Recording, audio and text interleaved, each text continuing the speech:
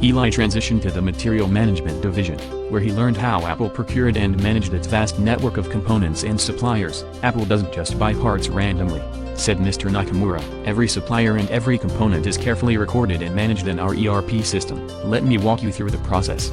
Eli observed how a purchase requisition (PR) was created whenever a department required specific materials. Before anything is bought, a PR is submitted. Mr. Nakamura explained. Each department identifies the required materials and submits a request that goes through an approval process. If we have existing stock, we use it. If not, we move to external sourcing. Eli watched as an engineer submitted a PR for a new batch of A17 chips. The system automatically checked Apple's inventory, confirming that procurement was needed. Once the PR is approved, we issue an RFQ, request for quotation, to our pre-approved vendors. Mr. Nakamura continued. Eli saw how multiple suppliers were invited to submit quotations for the requested A17 chips. The system evaluated each vendor based on cost, reliability, past performance, and quality compliance. Vendors with a strong track record were prioritized. "We use a vendor scorecard to make our decision," Mr. Nakamura explained. "We assess factors like on-time delivery performance, defect rates, and responsiveness to urgent orders. The vendor with the best overall score wins the contract." Once a vendor was selected, Apple's system generated a purchase order, specifying the exact quantity,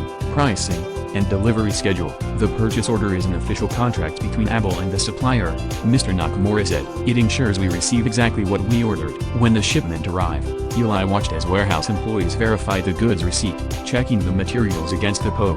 They inspected the A17 chips for quality, ensuring they met Apple's standards before accepting them into inventory. Eli followed the newly received batch of A17 chips as they moved through Apple's inventory system.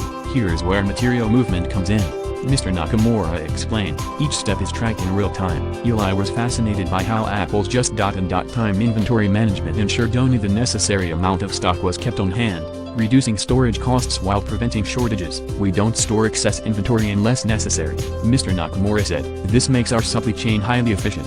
Finally, Eli observed Apple's invoice processing system in action. Mr. Nakamura explained that once goods are received and verified, the invoice is processed to ensure payment is made only for quality materials. Apple's ERP system matches invoices with purchase orders and receipts, flagging discrepancies for review. If everything checks out, payment is approved via bank transfer, Apple Pay, or corporate credit. Eli was impressed. "So, the entire process from requesting a component to paying the vendor is managed through ERP?" "Exactly," Mr. Nakamura confirmed. "This efficiency keeps Apple's supply chain seamless." "That's incredible," Eli said. "And now that we have the materials, what happens next?" "Now, we move into production planning," Mr. Nakamura said. "That's where Mr. Carter will take over."